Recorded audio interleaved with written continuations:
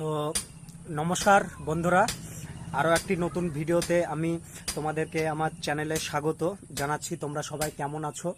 আশা করছি সবাই ভালো আছো এবং সুস্থ আছো। তো রোজকার মতো আর তোমাদের কেপি কনস্টেবলের পরীক্ষার আর বেশি দেরি নেই, খুব তাড়াতাড়ি কেপি কনস্টেবলে তোমাদের পরীক্ষা হতে চলেছে। তো রোজকার মতো আরও একটি জিকে পার্ট, আজ ক্লাস নম্বর 23 নম্বর ক্লাস নিয়ে তোমাদের সামনে হাজির হয়েছি। তো ক্লাসটি ভালো লাগলে অবশ্যই একটি করে লাইক করে যেও, কমেন্ট করে যেও এবং চ্যানেলে নতুন হলে চ্যানেলটি অবশ্যই সাবস্ক্রাইব করে দিও। তো চলো আর না বকে ভিডিওটি শুরু করি। তো ভিডিওটি শুরু করার আগে একটি কথা বলি, দেখো আজকে টোটাল তোমাদের 50টি কোশ্চেন করাবো। খুব ভালো ভালো প্রশ্ন পাবে এবং 50টি কোশ্চেনের মধ্যে সমস্ত ধরনের কোশ্চেন পাবে, যেখানে জিকে, কারেন্ট অ্যাফেয়ার্স, খেলাধুলা থেকে প্রশ্ন, অনেক ধরনের প্রশ্ন, সব দিক থেকে প্রশ্ন পাবে।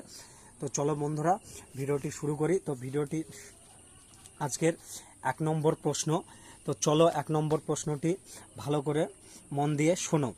তো 1 নম্বর প্রশ্ন হচ্ছে তোমার সাবাই সাবাই ঘাস, সেই সাবাই ঘাস পাওয়া যায় প্রচুর পরিমাণে কোন অরণ্যে? প্রশ্নটি আমি আরেকবার রিপিট করছি।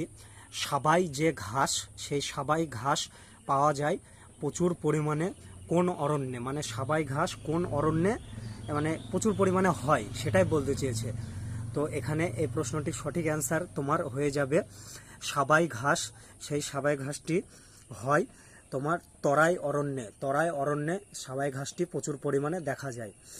তো 1 নম্বর প্রশ্ন আশা করছি তোমাদের শেষ হলো। খুব ভালো একটি প্রশ্ন, ভূগোল থেকে প্রশ্নটি।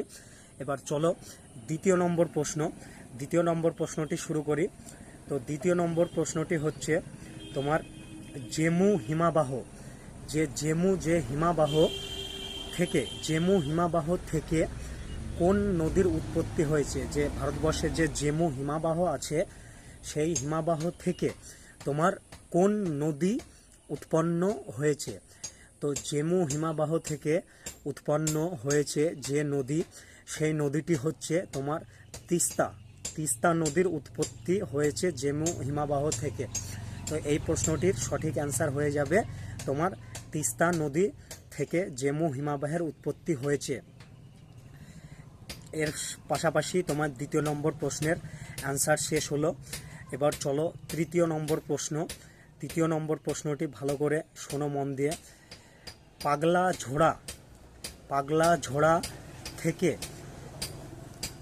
ঝোড়া থেকে কি নদীর উৎপত্তি হয়েছে? আরও একবার রিপিট করছি প্রশ্নটি। পাগলা ঝোড়া থেকে তোমার কি নদীর উৎপত্তি হয়েছে? তো পাগলা ঝোড়া থেকে উৎপত্তি হয়েছে তোমার, এই প্রশ্নটির সঠিক অ্যান্সার হয়ে যাবে মহানন্দা যে নদী, সেই নদীটি পাগলা ঝোড়া নদী থেকে উৎপত্তি হয়েছে। তারপরে 4 নম্বর প্রশ্নটি শুরু করছি। তো 4 নম্বর প্রশ্নটি হলো ভারতবর্ষে কফির প্রধান গবেষণা কেন্দ্র কোথায় অবস্থিত? যে আমাদের ভারতবর্ষে যে কফি গবেষণা করা হয়, সেই কফি গবেষণা কেন্দ্র কোথায় অবস্থিত? তো ভারতবর্ষে কফি গবেষণা কেন্দ্র তোমার অবস্থিত হচ্ছে ব্যাঙ্গালোর রাজ্যে, কর্ণাটকের ব্যাঙ্গালোর রাজ্যে কফি গবেষণা কেন্দ্র অবস্থিত। তারপরে তোমার 5 নম্বর প্রশ্নটি তোমাদের এসএসসি জিডিতে তোমার 2021 এসএসসি জিডিতে এসেছিলো। এইসব যে আমি যে জিকে প্রশ্নগুলো বলছি, এগুলো তোমাদের এসএসসি জিডি, ডাব্লিউপি, কেপি এবং এমটিএস মাল্টিটাস্কিং স্টাফ এইসব লেভেলেই এই ধরনের প্রশ্ন আসে। এর বাইরে আর প্রশ্ন আসবে না, এরকম ধরনেরই প্রশ্ন আসে। তো চলো 5 নম্বর প্রশ্নটি হচ্ছে তিব্বত মালভূমিতে ব্রহ্মপুত্র নদের নাম কি? তো তিব্বত মালভূমিতে ব্রহ্মপুত্র নদের নাম হচ্ছে সাংপো।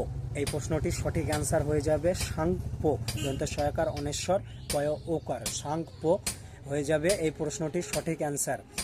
তারপরে 6 নম্বর প্রশ্নটি হচ্ছে ভারতের দীর্ঘতম হিমাবাহ কি? 6 নম্বর প্রশ্নটি হচ্ছে ভারতের দীর্ঘতম যে হিমবাহ, সেই দীর্ঘতম হিমবাহটি কি?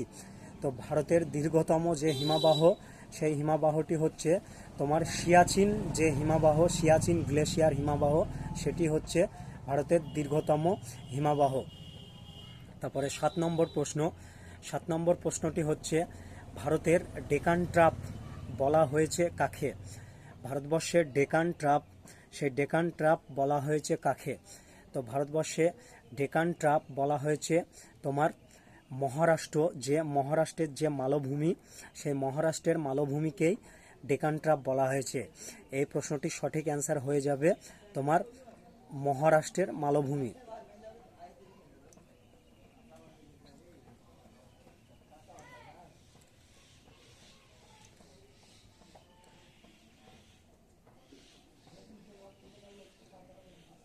তারপরে 8 নম্বর প্রশ্নটি হচ্ছে তোমার আইহোল লিপির, যে আইহোল লিপি, সেই লিপিটি রচনা করেন কে বা লেখেন কে?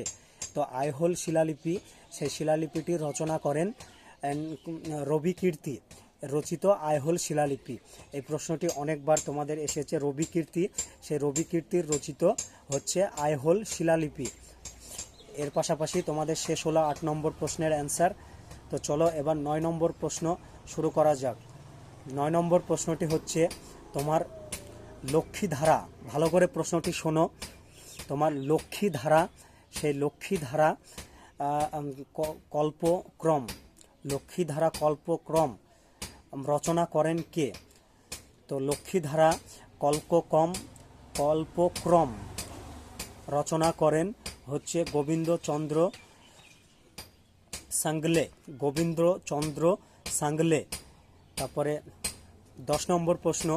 তো 10 নম্বর প্রশ্নটি হচ্ছে অদন্তপুরী বিশ্ববিদ্যালয় স্থাপন করেন কে? অদন্তপুরী বিশ্ববিদ্যালয় স্থাপন করেন কে? তো এই প্রশ্নটির সঠিক অ্যান্সার তোমার হয়ে যাবে গোপাল। এই প্রশ্নটির সঠিক অ্যান্সার গোপাল। তারপরে 11 নম্বর প্রশ্ন। 11 নম্বর প্রশ্নটি শোনো। 11 নম্বর প্রশ্নটি হচ্ছে কিরণ উস সদর গ্রন্থের রচয়িতা কে? তো কিরণ উস সদর গ্রন্থের রচয়িতা হচ্ছে তোমার আমির খসুরের রচয়িত কিরণ উস সদর গ্রন্থ। তারপরে ইক্তা প্রথা বা ইক্তা বন্দোবস্ত রচনা করেন কে? তো ইক্তা প্রথা বা ইক্তা বন্দোবস্ত রচনা করেন তোমার রবিকীর্তি, যে রবিকীর্তির রচিত ইক্তা প্রথা প্রচলন করেন তোমার ইলতুৎমিশের রচিত ইক্তা প্রথা। তারপরে এর পাশাপাশি তোমাদের 12 নম্বর প্রশ্ন। 12 নম্বর প্রশ্ন হচ্ছে তোমার চাণক্যের রাজধানী, যে সম্রাট চাণক্য, সেই চাণক্যের রাজধানী কোথায় ছিল? তো চাণক্যের রাজধানী ছিল তোমার, তো তোমাদেরকে ক্ষমা চাইছি ভিডিওটি একটু স্কিপ করার জন্য। তো চলো 13 নম্বর প্রশ্ন। তো 13 নম্বর প্রশ্নটি হচ্ছে তোমার 13 নম্বর প্রশ্নটি হচ্ছে চাণক্যের রাজধানী, চাণক্যের শাসনকালে তার রাজধানী কোথায় ছিল? তো বন্ধুরা, চাণক্যের শাসনকালে তোমার চাণক্যের যে রাজধানী, সেই রাজধানীটি ছিল, এই প্রশ্নটি খুব ভালো একটি ভাইটাল প্রশ্ন। তো প্রশ্নটি তোমরা অবশ্যই কমেন্ট করে ইউটিউবে আমাকে কমেন্ট করে জানাবে এবং ফেসবুক পেজেও। তো তারপরে চলো 14 নম্বর প্রশ্ন। 14 নম্বর প্রশ্ন শুরু করি। তো 14 নম্বর প্রশ্নটি হচ্ছে তোমার সর্বপ্রথম ট্রিবেল অ্যাসেম্বলি কি? তো ট্রিবেল অ্যাসেম্বলি হচ্ছে এই প্রশ্নটির তোমার সঠিক অ্যান্সার হয়ে যাবে বিধাতা। তারপরে এর পাশাপাশি তোমাদের 14 নম্বর প্রশ্ন অ্যান্সার শেষ হয়ে গেল। তো এবার তোমার 15 নম্বর প্রশ্ন। 15 নম্বর প্রশ্নটি ভালো করে মন দিয়ে শুনবে, খুব গুরুত্বপূর্ণ প্রশ্ন। AGMARK, আরও একবার বলি, AGMARK সঙ্গে সম্পর্কিত কি? মানে AGMARK এটার সঙ্গে সম্পর্কিত কি জিনিস, মানে কার সাথে সম্পর্ক সেটাই বলতে চেয়েছে। এটা একটি ফুল ফর্ম যে কোনো একটি সংস্থার। তো AGMARK সম্পর্কিত হচ্ছে কৃষি যে দ্রব্য, মানে কৃষিজাত যে দ্রব্য যেগুলো রপ্তানি বেচাকেনা করা হয় সেগুলোর সাথেই সম্পর্ক হচ্ছে AGMARK।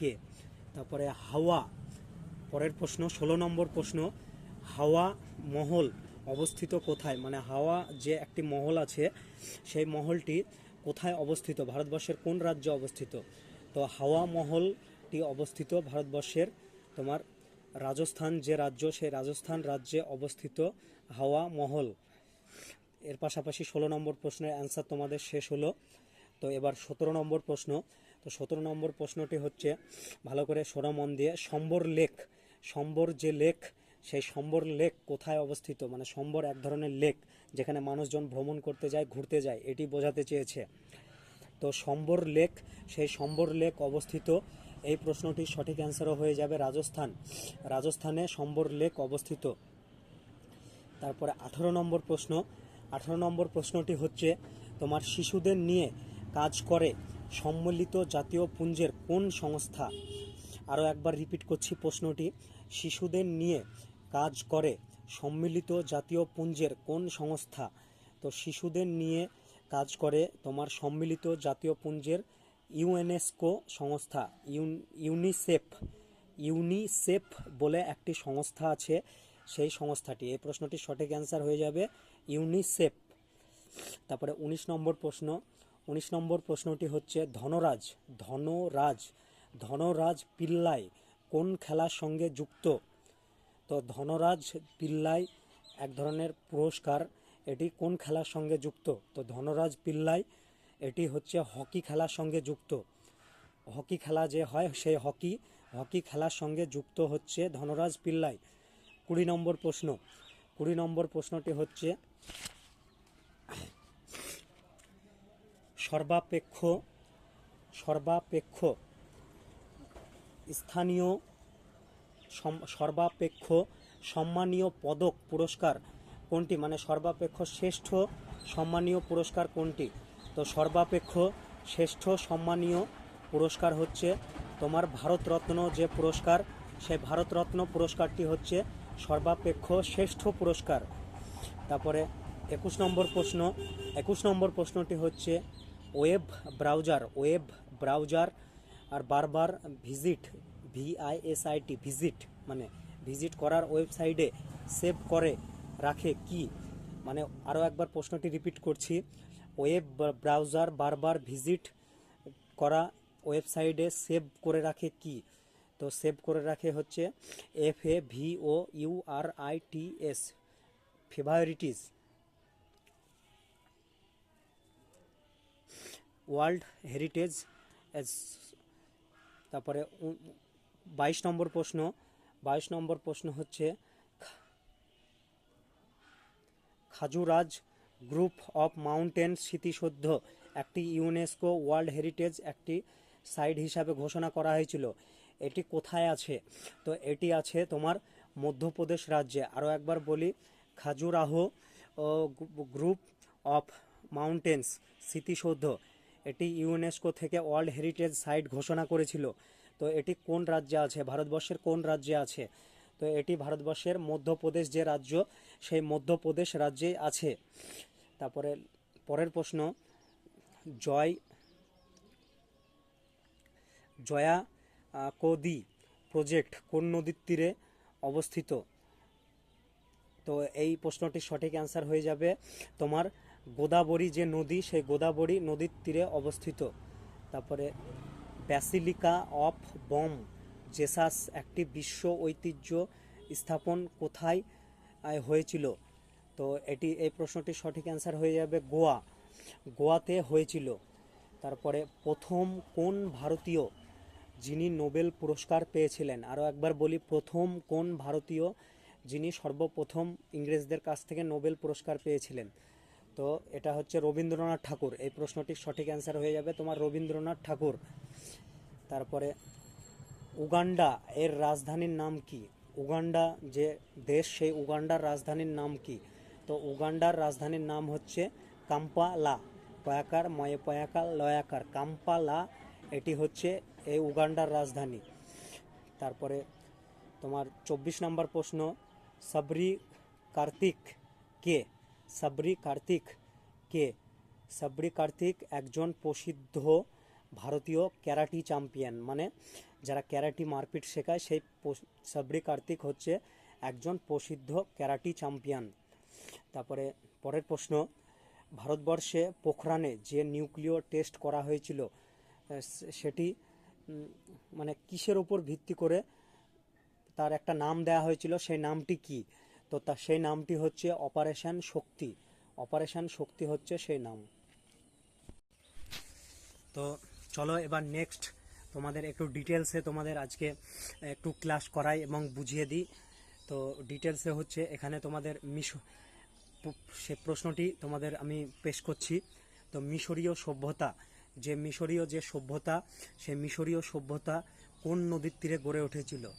তো মিশরীয় সভ্যতা যে নীল নদ, সেই নীল নদের তীরেই মিশরীয় সভ্যতা গড়ে উঠেছিল। এই সব ধরনের প্রশ্ন তোমাদের সমস্ত ধরনের এক্সামে আসে। তো প্রশ্নগুলো অবশ্যই মন দিয়ে শুনবে এবং ভালো করে পড়বে এবং আমাকে বেশি বেশি করে ফলো করবে। এর থেকে ভালো আরও ধামাকাদার ক্লাস প্রত্যেক দিন ইউটিউবে তুমি 1 ঘন্টা করে পাবে, ইউটিউব এবং রাজু ঘোষ ফেসবুক পেজে অবশ্যই পাবে। তো সুমেরীয়, নেক্সট প্রশ্ন হচ্ছে তোমার সুমেরীয় সভ্যতা, সুমেরীয় যে সভ্যতা, সেই সুমেরীয় সভ্যতাটি কোন নদীর তীরে গড়ে উঠেছিল? তো সুমেরীয় সভ্যতা, সেই সুমেরীয় সভ্যতাটি গড়ে উঠেছিল তোমার ইউফ্রেটিস ও টাইগ্রিস নদীর তীরে। ইউফ্রেটিস এবং টাইগ্রিস নদীর তীরে সুমেরীয় সভ্যতাটি গড়ে উঠেছিল। চলো নেক্সট প্রশ্ন হচ্ছে সিন্ধু সভ্যতা। সিন্ধু সভ্যতা কোন নদীর তীরে গড়ে উঠেছিল? তো সিন্ধু সভ্যতা গড়ে উঠেছিল তোমার সিন্ধু নদীর তীরে। সিন্ধু যে নদী, সেই সিন্ধু নদীর তীরেই তোমার সিন্ধু সভ্যতা গড়ে উঠেছিল। এই প্রশ্নটির সঠিক অ্যান্সার সে সিন্ধু নদীর তীরে। তারপরে চৈনিক সভ্যতা, চৈনিক সভ্যতা, সেই চৈনিক সভ্যতাটি কোন নদীর তীরে গড়ে উঠেছিল? তো চৈনিক সভ্যতা, সেই চৈনিক সভ্যতাটি গড়ে উঠেছিল তোমার হোয়াংহো নদীর তীরে। এই হোয়াংহো নদীর অপর নাম, এটিও জেনে রাখবে, এটি তোমাদের অনেকবার প্রশ্নতে আসে।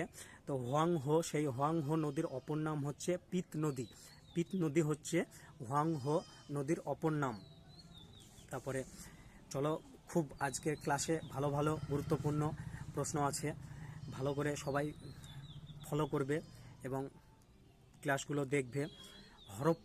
হরপ্পা কথার অর্থ কি? মানে এখানে বলছে হরপ্পা, সেই হরপ্পা কথার অর্থ কি?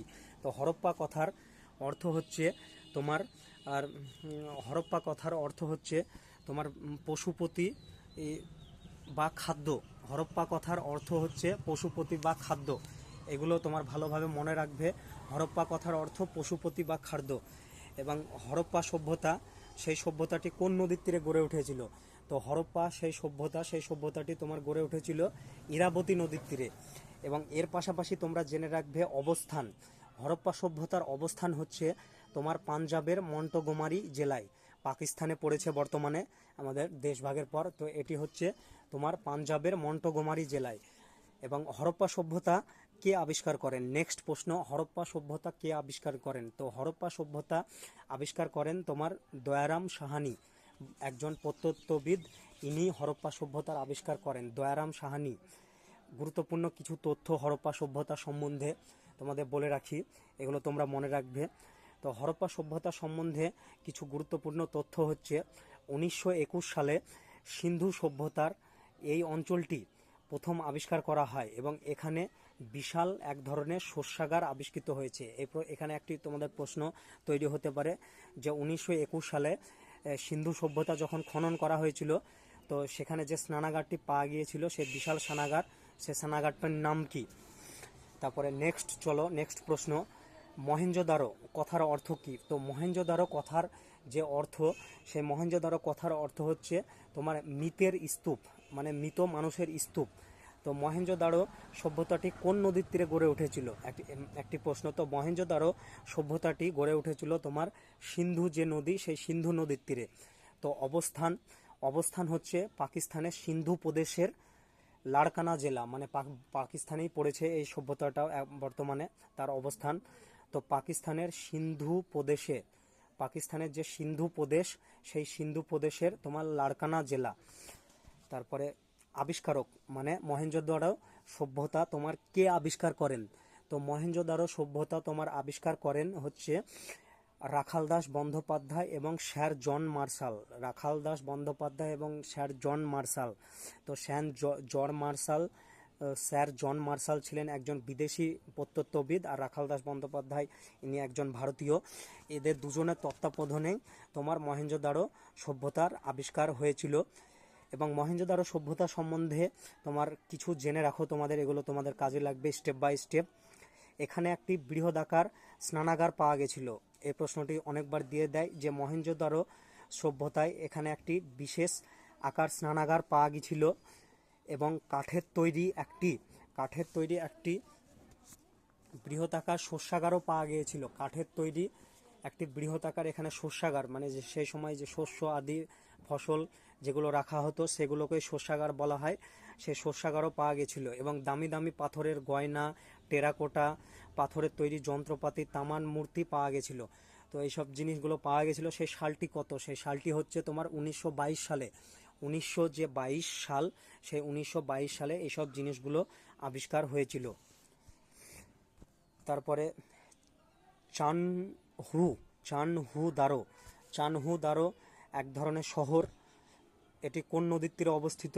তো চানহু দারো যে শহর, এটি তোমার সিন্ধু যে নদী, সেই সিন্ধু নদীর তীরেই অবস্থিত ছিল এবং অবস্থান হচ্ছে সিন্ধু প্রদেশ। অবস্থানটি হচ্ছে তোমার সিন্ধু প্রদেশে।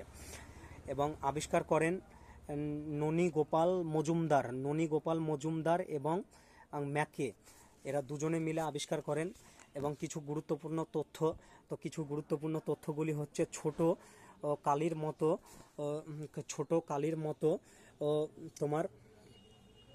কালির মতো দেয়াত আবিষ্কৃত হয়েছে।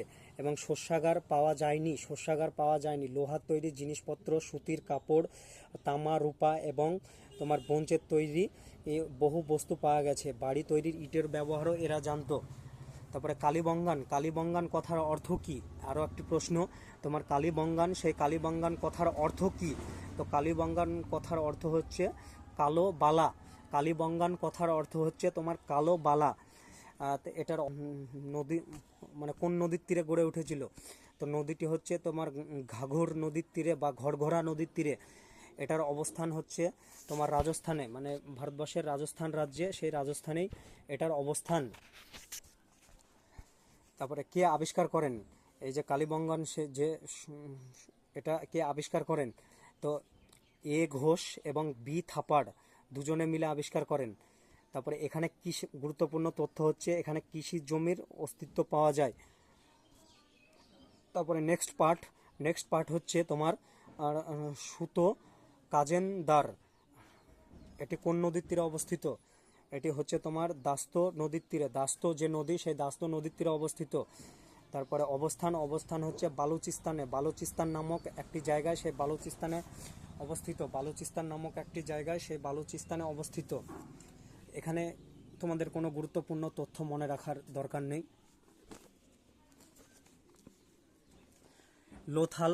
লোথাল যে শহর, সেই লোথাল শহরটি কোন নদীর তীরে অবস্থিত? তো লোথাল শহরটি হচ্ছে সবরমতী নদীর তীরে অবস্থিত। এটা কোন জায়গায়, মানে সবরমতী নদী, সেই সবরমতী নদীটি ভারতবর্ষের কোন রাজ্যে অবস্থিত? নেক্সট এর সাথেই তোমাদের গুরুত্বপূর্ণ প্রশ্ন। তো সবরমতী যে নদী, সেই সবরমতী নদীটি তোমার গুজরাট যে রাজ্য, সেই গুজরাট রাজ্যে অবস্থিত। এর সাথে সাথে দিয়ে দেয় গুজরাট রাজ্যে সবরমতী নদী অবস্থিত। এবং এই যে লোথাল যে শহর, সেই শহরটি আবিষ্কার করেন কে? তো লোথাল যে শহর, সেই শহরটি আবিষ্কার করেন হচ্ছে SR রাও। তারপরে ধোলাবিয়া শহর, তো ধোলাবিয়া যে শহর, সেই ধোলাবিয়া শহরটি কোন নদীর তীরে অবস্থিত? তো ধোলাবিয়া শহরটি লুনি নদীর তীরে অবস্থিত। এবং লুনি নদী কোথায় অবস্থান করছে? ভারতবর্ষের কোন রাজ্যে অবস্থান করছে লুনি নদী? তো লুনি নদী অবস্থান করছে ভারতবর্ষে তোমার গুজরাট রাজ্যে। তারপরে JP যোশী এর আবিষ্কার করেন, তোমার ধোলাবিয়া শহরটি আবিষ্কার করেন JP যোশী। এবং এখানে একটি বিশাল আকৃতির আধার পাওয়া গেছে। এই বলেই আজকের ভিডিও শেষ করছি। তো আজকের সেশনটি কেমন লাগলো লাইক কমেন্ট করো এবং চ্যানেলটিকে অবশ্যই একটি সাবস্ক্রাইব করে যেও। তো নেক্সট ভিডিওতে দেখা হচ্ছে 24 নম্বর ক্লাসে আগামীকাল। তো ভিডিওটি ভালো লাগলে অবশ্যই লাইক করো, কমেন্ট করো, শেয়ার করো।